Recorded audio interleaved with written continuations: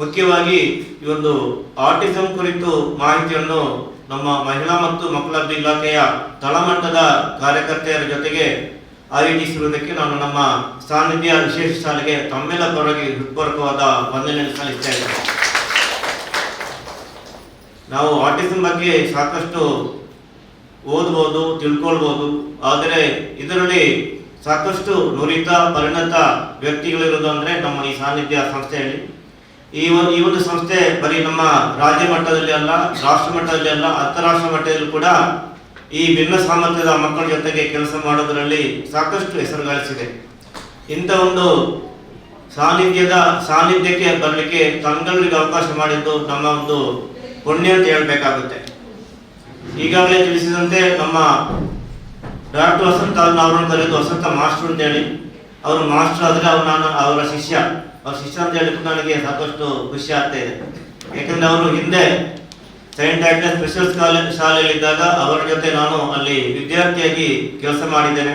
ಅವರೊಂದು ಮಾರ್ಗದರ್ಶನ ನಾನು ಇವತ್ತು ಈ ಒಂದು ಉತ್ತಮ ಒಂದು ಕೆಲಸಕ್ಕೆ ಬರಲಿಕ್ಕೆ ಸಹಕಾರಿಯಾಗಿದೆ ಅಂತ ಹೇಳಿದ್ರೆ ತಪ್ಪಾಗ್ಲಿಕ್ಕಿಲ್ಲ, ಖಂಡಿತವಾಗಿ ಕೂಡ. ಈ ನಿಟ್ಟಿನಲ್ಲಿ ಈ ಒಂದು ಸಂಸ್ಥೆಗೆ ಸಾಕಷ್ಟು ನಮ್ಮ ಜಿಲ್ಲೆಯಲ್ಲಿ ಕೆಲಸ ಮಾಡ್ತಾ ಇದೆ.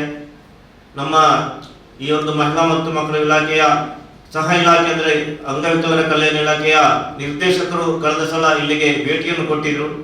ಅವರು ಒಂದು ಸಂಸ್ಥೆಗೆ ಭೇಟಿ ಕೊಟ್ಟು ಬಹಳ ಒಂದು ಸಂತೋಷವನ್ನು ವ್ಯಕ್ತಪಡಿಸಿದ್ದಾರೆ. ಯಾಕೆಂದ್ರೆ ಅವರು ರಾಜ್ಯಾದ್ಯಂತ ಇಂತಹ ಸಂಸ್ಥೆಗಳಿಗೆ ಭೇಟಿ ಕೊಟ್ಟಿದ್ದಾರೆ. ಆದರೆ ಇಂಥ ಒಂದು ಸಂಸ್ಥೆ ನಾನು ಎಲ್ಲಿ ನೋಡಿಲ್ಲ, ಇದೊಂದು ಅಂತಾರಾಷ್ಟ್ರೀಯ ಮಟ್ಟದ ಎಲ್ಲ ಒಂದು ಚಾನಲ್ಗಳು ಹೊಂದಿದೆ ಅಂತ ಹೇಳಿದ್ದಾರೆ.